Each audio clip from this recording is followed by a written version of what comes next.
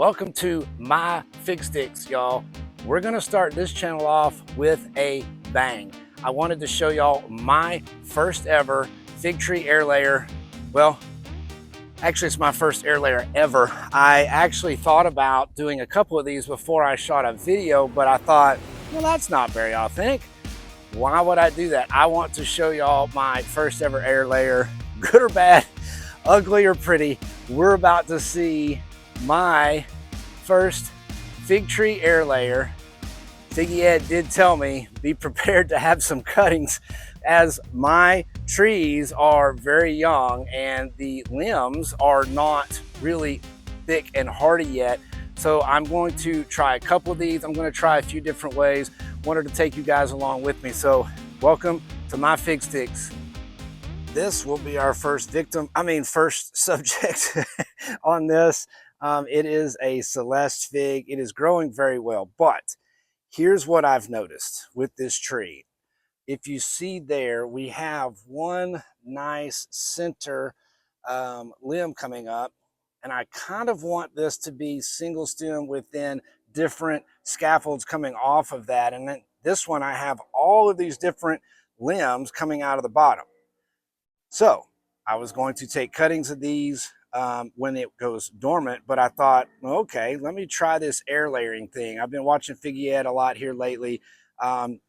Obviously, he loves to air layer, and going by his instructions, going by his enthusiasm, I want to try air layering. So I'm going to give this a shot with this tree first, and I have got my supplies, if you will. So I'm going with a little bit of the Clonex gel. I'm going to try one of these little rooting balls here.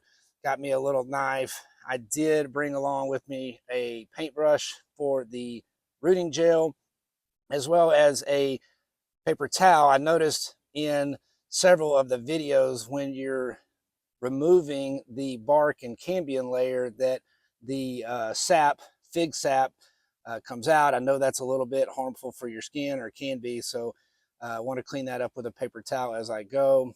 And then this first one, I'm going to use what I typically use as a starting mix for my seeds, my vegetable seeds. So this is mostly purchased starting mix, but I did mix in some garden soil.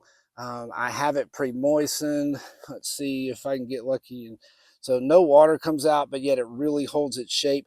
That's what everybody is saying is the right consistency. So I'm going to give this a shot. Y'all cross your fingers, wish me luck. Here we go. So for this first attempt, again, this is a Celeste fig. I'm going to try to catch this limb here. I am going to try different techniques here. I'm going to try on this first one. I'm going to remove an entire ring of the bark and cambium layer and try that way. I have seen some different techniques where they only remove like a section of the bark and cambium layer. I've also seen where they just strictly scrape everything up, similar to what you would do with a cutting when you're trying to root cuttings. But for this first one, I'm going to do a full ring. I'm choosing between these two nodes right here as an attempt to catch both of them, and then I will wrap them up. Another thing I'm going to try is the different soils. I know we just talked about this one will be a mixture, what I typically use for seed starting. And then I'm also going to try the HP Pro Mix. To be honest with you, the HP Pro Mix is kind of expensive. It's hard to come by here in East Texas. I had to order it from Walmart, of all places. I did get free shipping, so that was helpful, but it's expensive. My typical seed starting mix is not so expensive. So here we go. I'm going to give this a shot. I'm going to ring the bark and cambium layer and hope that I don't cut all the way through this limb. And have cuttings. Like Figgy Ed said, this is a beautiful limb. It's got beautiful growth on it. It's actually got a couple figs coming on it too. So I'm really hoping that I don't mess this up. I have my handy dandy new knife that I bought off of Amazon. It says it's for grafting and this sort of thing. I think this is similar to what some others on YouTube have used. I'm just going to call it a scalpel. scalpel because I kind of feel like I'm doing some surgery here. So here we go. Hopefully y'all can see what I'm doing. I'm actually going to have to take my sunglasses off so I can see better.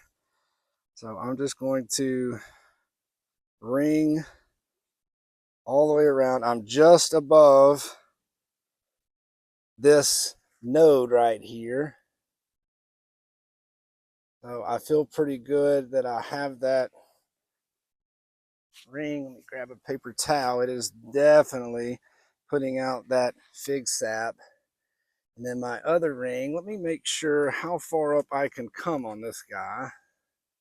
So actually I'm going to have to go a little bit lower than expected. So I'm going to go about right in here. So that should give me about an inch, maybe a little bit more. I'm going to ring this one as well. Hopefully I'm not getting in y'all's way. Seeing that. Just kind of using the knife to feel that back side. Oh, all right.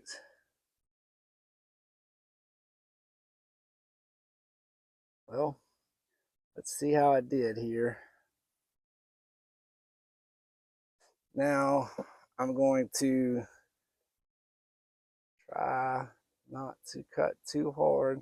Y'all, I'm not gonna lie, I've been a little bit nervous about this. I've actually put it off for a couple weeks just for the fact that I wanted to do more research, make sure that I was doing everything correctly for my first surgery here. All right, so now if I did this right, oh, this is just gonna peel right off. Oh my goodness.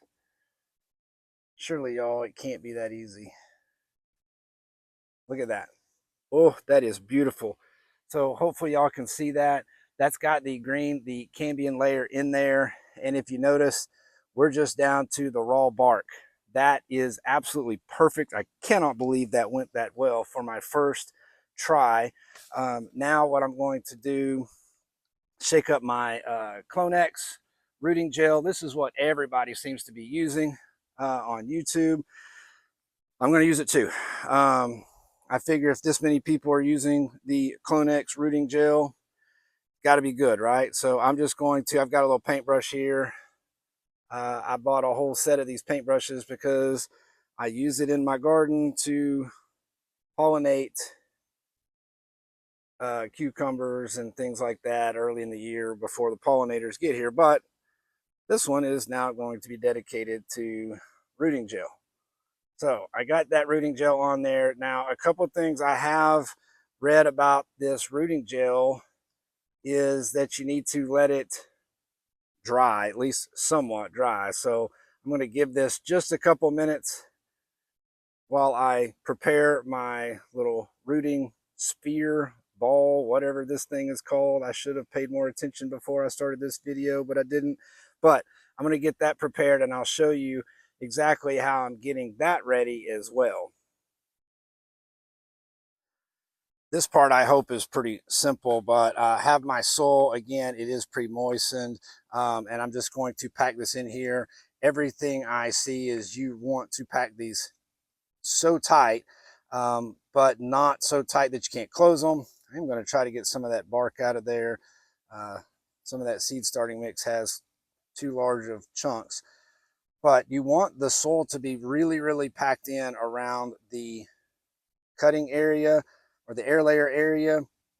But I have watched where people have overpacked it and they can't get it closed. So I'm going to do my best to get this packed in here really, really good, yet leave this center piece where it's folding up open. So hopefully this is going to work out like I want it to. I think I've got all the big chunks of bark. Again, I'm leaving where the joint is. I'm trying to make sure there's no dirt in there. I really feel like that will hinder me in closing this down. But so I got my little soil pod, whatever this is called, ready. I think that my rooting gel is dry enough, so I'm going to get this on there. Now, here we go. So I'm going to fit this. What I've seen, I should have shown you this before, but they're on the tops and the bottom, there is a little cup, obviously, where our branch will fit into. What I've seen online is they're putting the larger cup. You can see that cup is much larger than this cup. It's probably a lot easier to see in person, but I'm going to put the larger cup to the top. And what I saw was they're using that to maybe get moisture in if this takes longer than 4 to 6 weeks and they need to add some moisture. I'm sure I'm going to need to add some moisture. I'm in East Texas. It hasn't rained in 6 weeks. So here we go. I'm going to press this on. So I'm getting the cutting where I put the or removed the bark and cambium layer. I'm trying to line that up as centered as I possibly can. And then I'm going to close my little pod over it. And then it's got these little snaps that are not easy to close. So I may have to take a pause on this. Oh wait, there it goes. I think that one just locked in. So this bottom one's not locking in. It did come with some little tie wraps. So I'm gonna go grab those and tie wrap it closed just to make sure and hold it. And I'm also realizing that I forgot my aluminum foil. This is a clear pod. We don't want any sunlight getting into this pod as it will aid in drying it out faster. So I am going to run inside because I forgot the little tie wraps. Grab those tie wraps, grab some aluminum foil, and I'll be right back. All right, I got my little zip ties that came with it. Apparently they go, where do they go? Right there on this one. This will just help ensure that this stays closed, doesn't move. Put it pretty tight. Again, keeping this real, I'm realizing I probably should have brought some snippers, but I'll try to cut this with my scalpel. But I got that on there really tight. I do want to cut these little pieces off. Let's see how lucky I get. That'll work. And now we're ready for the full. So again, the aluminum foil is for covering up the ball to reduce the amount of sunlight. Helps in a couple different ways. One, we're trying to grow roots. We really don't want sunlight on this. But two, we don't want it to dry our little pot out too quickly. So again, this is going to be pretty simple. Just taking a regular piece of aluminum foil, and I'm going to wrap this up really good. And now no sunlight can get to that, but I can pretty easily add water if need be. And there it is, y'all. My first ever air layer. Very surprised at how easy that went. Nothing's supposed to be that easy. I hear that it's pretty easy, but man, that went so well. Super impressed. I'm going to go ahead and do another one. I am going to use the Pro Mix on this next one. I will have to go grab that and pre-moisten it. I'll go ahead and let y'all see that too. This went so well. Why not try a second one? I'm going to probably put it right here, right next to this. This is another limb that I want to remove once it goes dormant. So why not try an air layer on it as well? So let me go grab the Pro Mix. I'm going to give this one a try as well. All right, air layer number 2. Can this possibly go as well as the first one did? I guess we'll have to see. So again, this is another very, very pretty limb here. I'm going to, just because I want to have enough room that I can get in here, honestly, I think I'm going to come back up to here. I was going to try here, but I think I'm going to be bumping up against my fig pot here. So I'm going to go with between these two nodes right here. I'm going to give that a shot. Again, I want to kind of see exactly. So yeah, if I get about an inch, inch and a half, these little pods I got were the smallest ones. I wasn't sure which ones to get because, again, my figs are all new. I think this might be a second year. I just got it. It's my first year, but I bought this at a, what am I trying to say? A store. Geesh, a nursery. Good grief, y'all. Keeping it real. But I bought this at a nursery. I think it was already aged a little bit. So maybe it's a second year, but here we go. I'm going to go right below.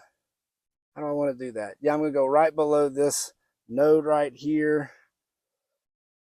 Y'all, when I start cutting on it and I see that sap, it kind of hurts my feelings a little bit. But it's just a tree, and this is what we're supposed to do. So, all right, I think I've got that wrong enough. And I'm going to come about an inch. Maybe that's an inch and a quarter. I'm going to do the same thing here.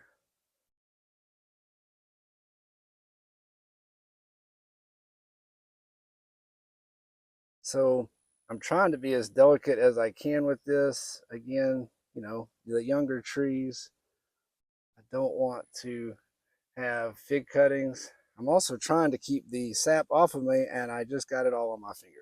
So let me clean that up a little bit.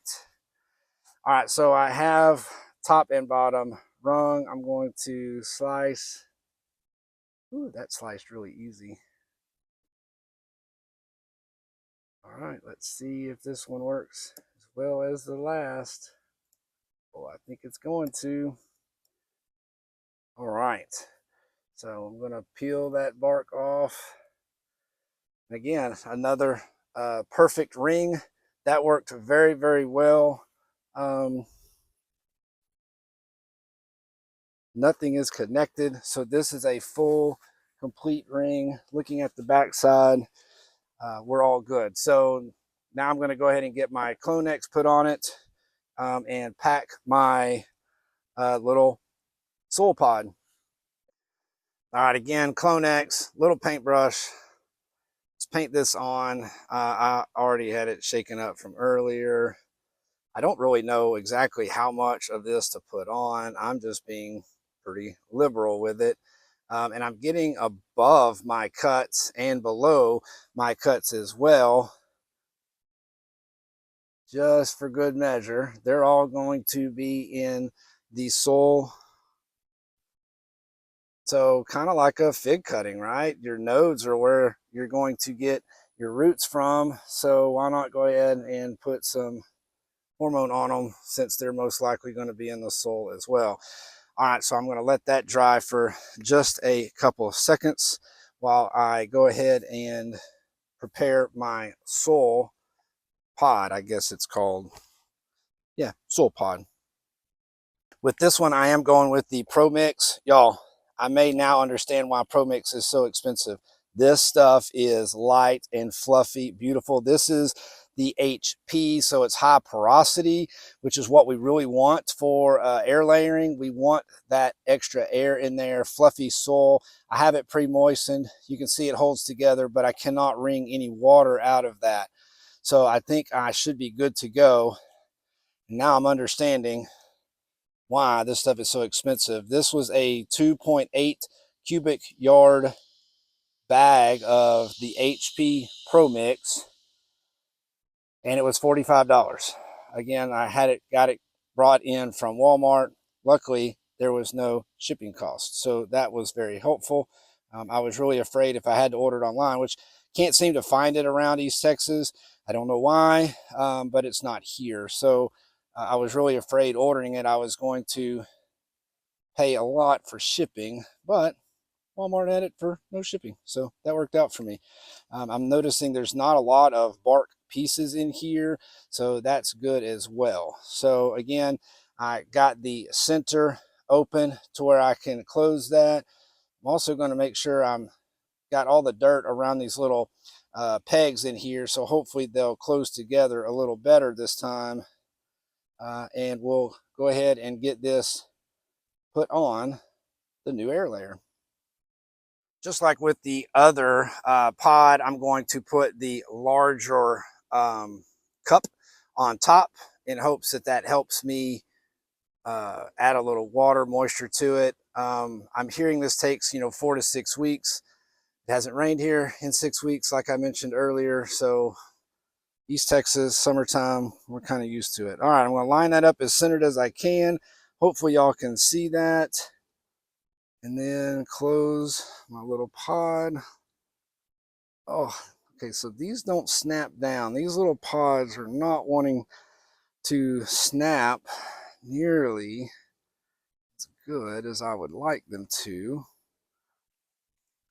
All of these pods were about the same price, so, oh, that one went perfect. Okay, this one's just fighting me on the top, where the other one fought me on the bottom. But I'm going to use the little zip tie. Definitely put one in at the top. I feel confident that bottom one there really locked in, so we should be good. Let me get this zip tie on really tight. Cut that tag end off. Be super careful not to cut yourself if you're doing this way instead of using clippers. All right, second air layer of my life. And I'm going to get this wrapped up just the same. There we go. No light will get to it. It'll hopefully hold that moisture in. And there we have it. My first and second air layers. This one I tried my seed starting mix.